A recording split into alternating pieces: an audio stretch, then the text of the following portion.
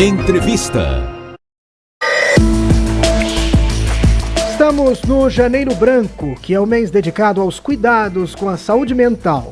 Diversas campanhas são realizadas com o objetivo de sensibilizar a população para a importância do bem-estar psicológico, além de estimular a busca por cuidados especializados quando necessário. Para falar a respeito deste assunto, a nossa convidada é a psicóloga Jéssica Gomes, que está conosco aqui no estúdio da Cidade 99.7.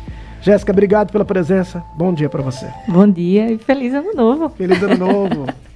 Ainda Obrigado. Estamos em clima de ano novo. Jéssica, vamos falar sobre o Janeiro Branco, e a gente estava conversando aqui fora do ar sobre a divulgação desses temas, né? Isso tem ganhado espaço, não só na mídia, mas em diversos locais. Isso tem melhorado a saúde mental das pessoas? Tem atuado em favor de uma atenção à saúde mental? Tem facilitado o acesso às pessoas de buscar os serviços que focam no cuidado com a saúde mental, né? Diminuindo os estigmas e os tabus também em relação a esse tema. Então já tem aí alguma desconstrução social daquelas ideias de que psicólogo é coisa para doido, que depressão é coisa de gente fraca e tantos outros, né? Ainda existe, mas tem diminuído. Como que as pessoas precisam cuidar da saúde mental, né? Quando a gente fala sobre cuidados físicos, a gente sempre passa algumas dicas. Há pouco a gente falava sobre a questão da baixa umidade. Vamos se hidratar, evitar a exposição ao sol no horário de maior pico, ficar atento se tem algum ressecamento na mucosa da boca, do nariz, algum sangramento. Quer dizer, você tem ali alguma coisa física para observar. E o cuidado com a saúde mental? Quais são os sinais que devem ser observados? Uma coisa importante para a gente começar falando sobre isso é entender que o cuidado com a saúde mental, ele não é um lugar, ele é um caminho. Então, ele também perpassa pelo cuidado com a saúde física.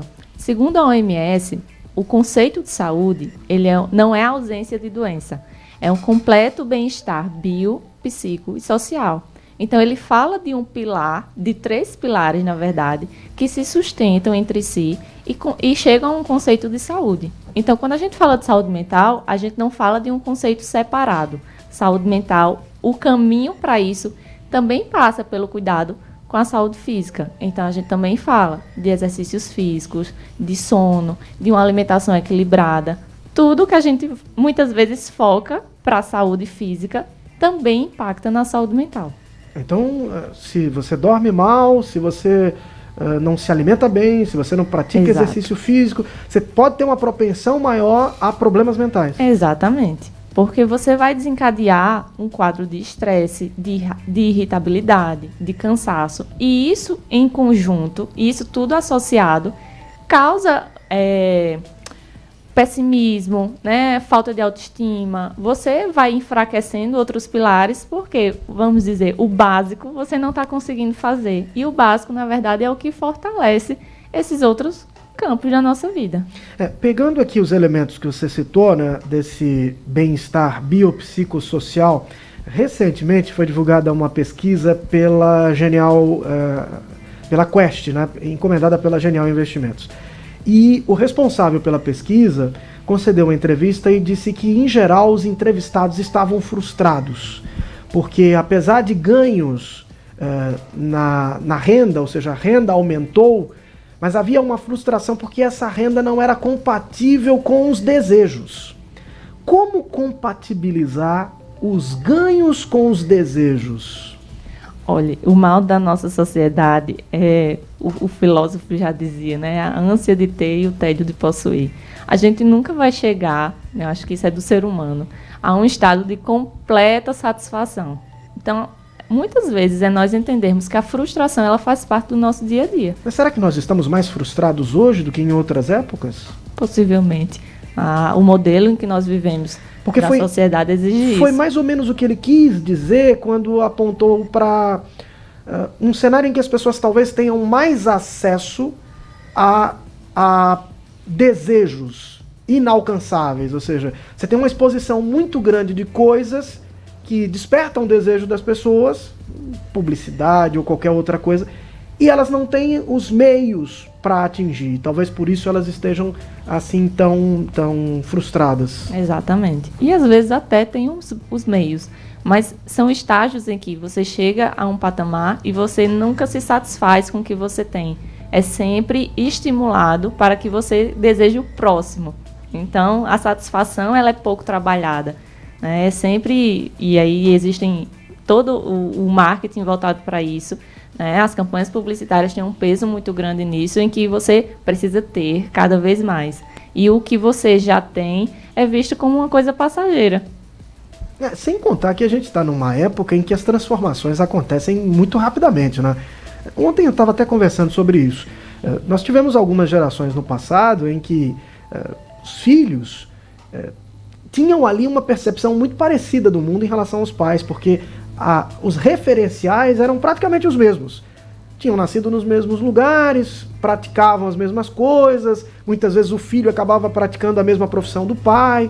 Bom, hoje, por exemplo, a geração do meu filho é completamente diferente da minha. Totalmente. Né? Então, assim, os referenciais são outros. E talvez isso também traga uma dificuldade de relacionamento intergeracional, que também pode trazer essas dificuldades, essas ansiedades. Então, isso reflete na saúde mental. Com certeza. A quebra das culturas, ela fica muito marcada, né, das gerações também. Os desejos das gerações dos nossos pais já eram diferentes das que nós temos atualmente, né? Então, a forma como nós temos acesso à informação também mudou, e isso marca muito essa diferença. Jéssica, quando a gente fala sobre saúde mental, as pessoas vão lembrar de duas patologias. Uma é a depressão, a outra é a ansiedade. Qual delas hoje é o maior problema?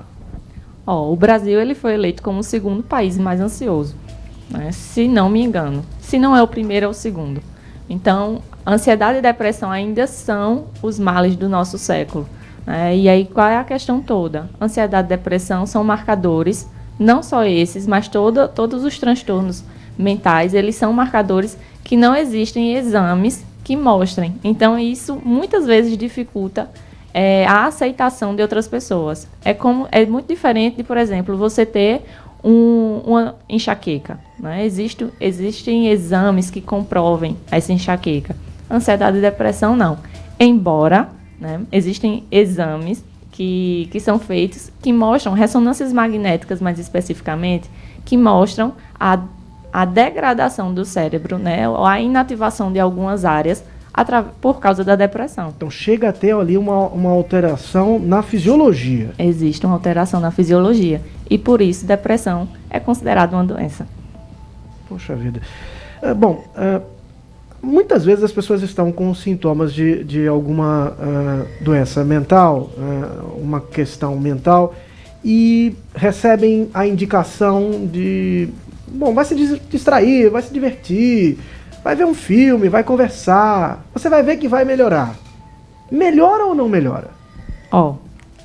Como a gente começou falando, né, do cansaço, da irritabilidade no dia a dia dessa pessoa, a gente precisa falar dos facilitadores. Então, de fato, ter momentos de lazer, ter momentos de escape, que você consiga ter pausas durante o seu dia a dia, na sua rotina, facilitam. Não são a cura, né? Nada é extremamente resolutivo, mas a gente precisa adicionar facilitadores que diminuam essa sobrecarga, que diminuam essa autocobrança e que façam, por exemplo, a gente chegar em lugares em que a gente consiga enxergar de fato onde nós estamos, o que nós temos. E aí, por isso, a gente fala muitas vezes num conceito de meditação. A meditação, ela não é você parar e esvaziar os seus pensamentos. Também, mas ela fala muito mais de uma atenção no presente. Então, você conseguir reduzir essa pressa, sempre pensando no futuro. Então, você consegue trazer a sua atenção mais para o presente e focar no que é que você está sentindo. Até fazer essa pergunta de forma sincera. Né? Poucas vezes a gente faz isso. Como é que eu estou hoje? Às vezes a gente vai muito no automático. Né? Quando a gente vai cumprimentar outra pessoa. Oi, fulano, como é que você está? É automático, vinha tudo bem. E às vezes a gente também faz isso com a gente. A gente se pergunta ou não se pergunta como a gente está, e não vai tendo essa avaliação de como é que está o nosso humor diariamente. Será que existe uma oscilação de humor ao longo do dia? O que é que muda o meu humor? O que é capaz de modificar o meu humor? É o trabalho? São as relações no trabalho? Será que eu estou satisfeito? Será que eu não estou? Como é que estão as minhas relações em casa? Estão bem? Como é que estão os meus amigos? Então, ter esse cuidado e esse olhar para entender o contexto em que eu estou inserido e avaliar se tem alguma coisa que, de fato, precisa ser melhorado, precisa ser cuidado de forma diferente, traz essa atenção para o presente e a gente consegue fazer essa avaliação diária de como nós estamos, se existe alguma coisa que vale a pena ser melhorada ali no nosso dia a dia. Você falou sobre a aceleração do nosso tempo, né? Muitas vezes acontece comigo, acho que acontece com muita gente que está nos ouvindo agora, nos acompanhando, de você fazer alguma coisa e depois você meio que esqueceu que você fez aquilo, que você fez de uma maneira tão rápida e pensando em outras coisas que você não registrou. Faz no automático. Faz no automático. Aliás, tem crescido a procura, eu estava vendo inclusive isso, tem crescido a procura das pessoas na internet por resposta para saber se elas têm alguma doença, TDAH. Porque elas se esquecem das coisas. E aí os especialistas explicando, olha, você esquecer porque você acelerou demais, fez muito rápido, não percebeu, foi no automático, é uma coisa. Quando você tem um esquecimento prolongado, você esquece nomes, né? Enfim, aí é uma outra coisa. Você vai ver uma outra patologia. E se as pessoas estão procurando isso, é porque elas estão esquecendo. É porque elas estão automatizando tanto as ações que elas não conseguem nem sentir o que estão fazendo, né, Jéssica? Exatamente. É justamente a perda da sensação do presente. Você está fazendo uma atividade aqui e você já está pensando o que é que você vai fazer mais tarde. Então, esse presente, ele vai ficar ausente da sua memória, porque você não estava aqui. Mas quem está tão acelerado assim, consegue parar? É treino. Tudo é treinável. Então, da mesma forma que a gente aprendeu a acelerar, sempre pensar no próximo passo, a antecipar o próximo problema, a gente também precisa aprender, no caso, a desaprender a fazer isso. E isso é uma das maravilhas do nosso cérebro, inclusive. Todo comportamento aprendido, ele pode ser desaprendido. Agora é preciso consciência. Bom, então seria interessante reservar um tempo do dia para, digamos assim, uma espécie de ócio de reflexão.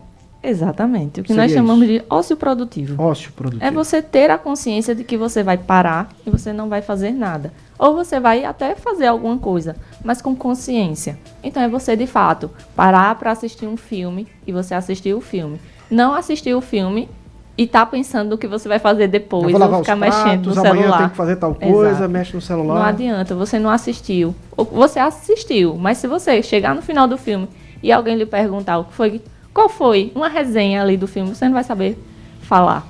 Né? Então isso é um treino também. Isso não vai ser de hoje para amanhã que alguém vai dizer, hoje eu vou assistir um filme e vou colocar totalmente a minha atenção nisso.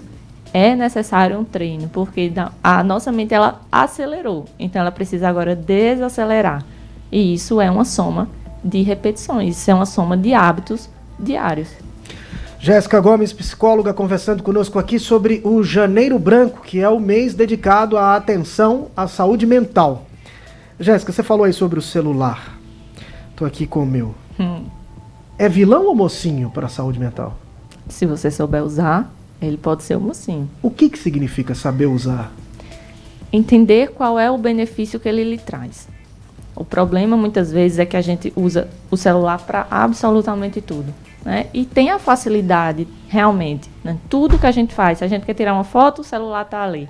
Quer falar com alguém de forma rápida, o celular está ali. Quer resolver alguma coisa, quer tirar alguma dúvida, o celular está ali. De fácil acesso. Né? Então, e isso, muitas vezes, não vou dizer atrofia, mas ele tira a nossa capacidade de criar estratégias. Por quê? É muito mais fácil. Às vezes eu até tenho uma resposta. Surgiu uma dúvida aqui entre a gente. Eu até posso saber, mas é muito mais fácil eu pegar o celular e dar um Google, por exemplo, e ter uma certeza sobre aquela resposta.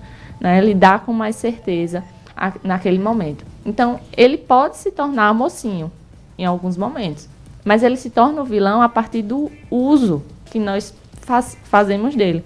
Então, ele se torna o vilão a partir do momento em que A gente quer ir dormir, precisa ir dormir, e a gente acha que precisa pegar no sono, mexendo no celular, rolando o feed do Instagram. Isso é uma bomba para o nosso cérebro, porque ele não vai entender que a gente está precisando desligar para ir dormir. E por isso muita gente fala que tem dificuldade para dormir. E quando você vai ver, na verdade, ele deita e fica ali rolando o feed do Instagram por mais de meia hora.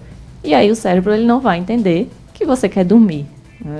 Vai ser totalmente contrário à sua intenção naquele momento. Então não vai chegar o sono. Claro que você vai ter uma dificuldade para dormir. E tem mais. Tem muita gente que pega o celular e quando deixa o celular em algum lugar e passa por aquele lugar, tem que dar um toque na tela para ver se tem alguma coisa. Sim. Se ouve qualquer barulhinho, pensa que é uma notificação e vai lá. Tem que saber que notificação é aquela. Quando que a gente identifica que essa relação já começa a ser uma relação viciante, Jéssica? A partir desses sinais exatamente que você falou. A partir do momento em que eu começo a ter certas alucinações de que será que eu ouvi o meu celular tocar? Né? E vai lá, esse excesso de verificação. É como se não existisse uma tolerância a dúvida. Será? E aí traz uma certa urgência. Se mandou uma mensagem, eu preciso responder. E não, você não precisa responder. Né? Que urgência é essa em responder uma mensagem? Aí a gente perde muitas vezes até o hábito de ligação. Né? Muita gente nem atende ligação. Não atende mais. Né? É tudo mensagem. Então, se você manda uma mensagem e a pessoa não responde, você começa a mandar outras e outras e outras mensagens. Consequentemente, a outra pessoa ela vai entender que aquilo existe uma certa urgência para responder. E isso somado aí todos os dias desse hábito, a nossa mente vai entender essa urgência. Detox de celular, vale a pena? Seria excelente. Eu recomendo, inclusive, já que a gente está falando de ano novo, quem sabe aí todo mundo colocar um dia por semana, reduzir significativamente, né, o horário em que mexe no celular. Não sei o seu, mas o meu, pelo menos, ele tem um limite de tempo. Então, ele me sinaliza que, por exemplo, o meu é de 2 horas de uso. Então, tem alguns que até você pode programar e tem um horário que ele mesmo avisa para você. Ele avisa. Tá na hora já de parar de usar. Que você já atingiu. Usa à noite, né? Muita gente. Para conseguir dormir, porque se fica ali, você fica muito atento e não consegue pegar no sono. Exatamente. É importante. O ideal é que a partir de 6, 7 horas da noite a gente consiga já reduzir não só o celular, mas todo o uso de telas. Então, isso serve para televisão, isso serve para o celular, isso serve para notebook, qualquer tela.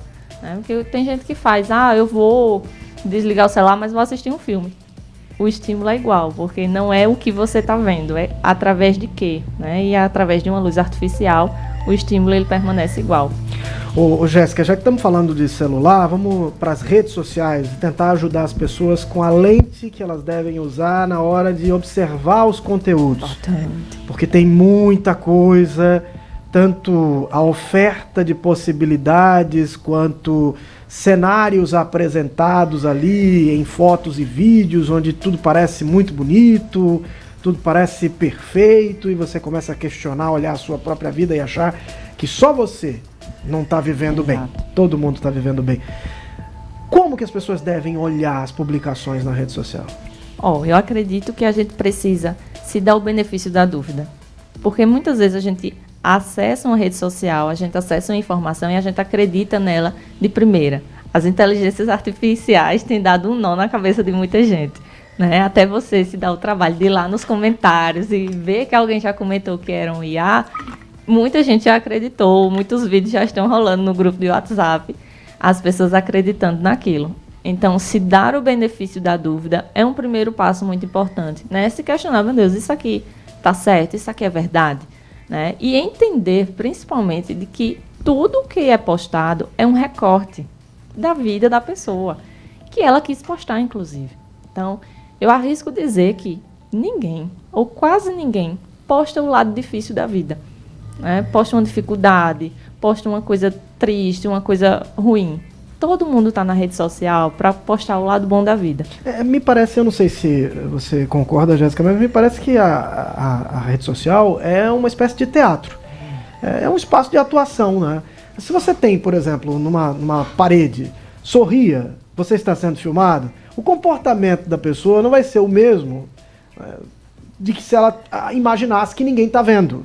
Então, a pessoa que põe alguma coisa na rede social, ela sabe que os outros estão ali para ver, ela recorta aquilo e prepara, ela molda, faz uma mediação para entregar, pensando em como as pessoas vão ver e o que ela quer projetar que as pessoas vejam a respeito dela. Então, a gente precisa ter essa ideia, não é uma coisa instantânea, não é uma coisa ao natural, se é que existe ao natural, né? Porque a gente está sempre em atuação social, sempre tem o outro ali, né? Mas talvez ter essa noção, né? Num teatro, você sabe, ali existem atores, não quer dizer que não haja verdade, o ator põe a verdade na interpretação. Então não é que não haja verdade da vida das pessoas ali, mas há interpretação, há mediação, há uma mensagem a ser transmitida, o cuidado com essa mensagem, né? Há uma intenção. Uma intenção, para provocar uma reação. E a intenção, muitas vezes, é ser bem visto, né? É agradar, é ter a aceitação do outro. Não é à toa que conheço muita gente que posta uma foto, se ela não tem um determinado número de curtidas, ela apaga essa foto.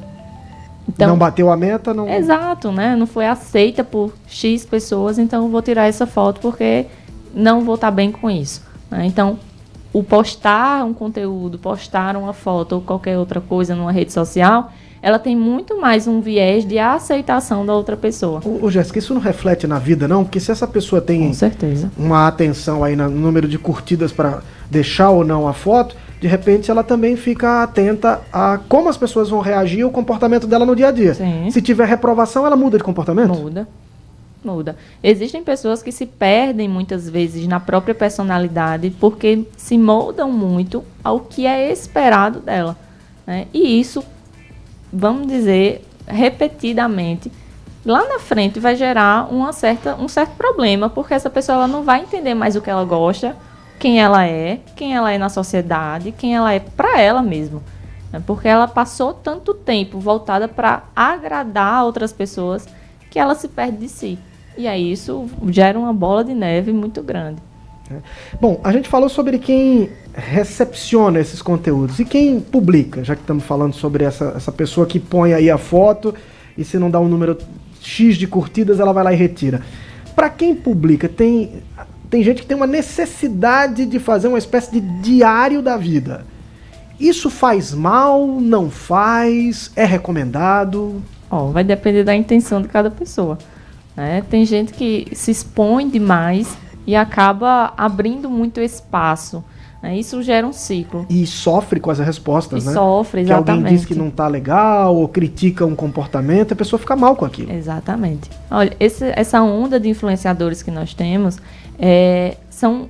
arrisco dizer que é um público muito adoecido, porque se expõe muitas vezes por causa do trabalho, né? Tem isso como um trabalho, mas as pessoas que estão do outro lado muitas vezes não têm esse filtro, né? E então acabam julgando essas pessoas e esquecem que é uma pessoa, né? Então atacam muito. A rede social é um lugar muito adoecedor, né? Que é uma coisa muito livre. Todo mundo se sente no direito de comentar, né? Minha gente, se você tem uma opinião, a opinião é sua. Não vai... Parece que todo mundo agora tem que ter opinião sobre tudo. E quer comentar, né? Parece que sente essa necessidade de comentar. Então, se esse microfone é laranja e eu não gostei, eu me sinto no direito de comentar, porque ele está destoando do cenário, porque ele deveria ser vermelho. Enquanto eu poderia me resguardar, né, da minha opinião, porque isso não vai interferir nem na minha vida e nem na vida de outra pessoa. Bom, agora vamos pensar um pouco sobre as pessoas que não são muito familiarizadas com as redes sociais, com esse mundo em transformação. O que eu observo, Jéssica? Eu vejo que hoje pessoas até jovens, ali na casa dos 50, 60, às vezes se sentem um tanto quanto deslocadas nesse mundo. Algo que, não costumava acontecer tão cedo, né? Geralmente acontecia quando as pessoas mais velhas iam percebendo que as pessoas da mesma geração estavam indo embora. E aí ela ficava meio sozinha, olhava e disse, não me encaixo aqui, as pessoas que eu conhecia, as referências que eu tinha já não estão mais aqui. Só que isso está acontecendo mais cedo agora, por causa dessa transformação mais rápida. Alguns tentam se inserir e outros criticam. Isso também gera adoecimento? Pode gerar. Vai depender novamente da forma como cada pessoa lida com, por exemplo, o avanço da tecnologia. Para algumas pessoas, essa diferença, por exemplo, para os mais velhos, falar com um amigo de infância, por exemplo, que está em outro estado, é um fator muito protetor, né? Porque aproxima, de certo modo, né? Tem uma relação ali. Por mais que exista a distância física, essa distância ela é encurtada através da tecnologia. Tem a questão da visão de mundo também, né? Sim. Acho que é um pouco reconfortante você conversar com alguém que tem uma visão de mundo próxima da sua. Sim, né? Exato. Para você não se sentir assim tão isolado. Exatamente, principalmente quando a gente fala dos idosos, que se sentem mais deslocados porque é tudo muito, muito rápido, tudo muito apressado. Então, os filhos, os netos desses idosos não têm mais tempo para dedicar a eles. Então, eles se sentem ainda mais deslocados. Jéssica, eu quero te agradecer pela presença, pelas informações aqui importantes para os nossos ouvintes e pedir para você passar uma mensagem para que as pessoas cuidem da saúde mental, não só em janeiro, mas no ano inteiro. Exato.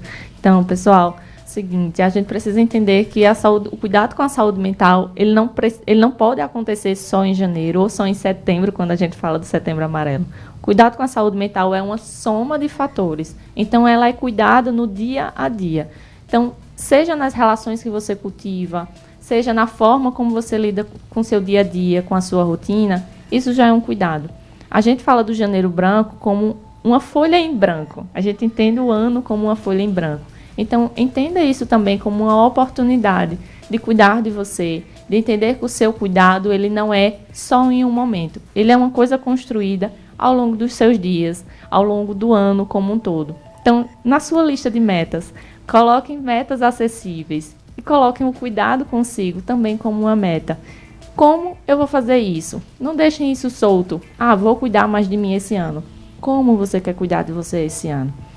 Seja começando a fazer um exercício físico, seja querendo melhorar a qualidade do seu sono, focando na sua alimentação. E com certeza a sua saúde mental, ela vai receber o impacto dessas mudanças. Jéssica Gomes, psicóloga, conversou conosco aqui sobre o Janeiro Branco. Jéssica, obrigado e até uma próxima oportunidade. Eu que agradeço. E nós finalizamos aqui o Manhã Cidade de hoje. Muito obrigado pelo carinho da sua companhia. Tá chegando a Aline Souza e o Vai Pedir o Quê?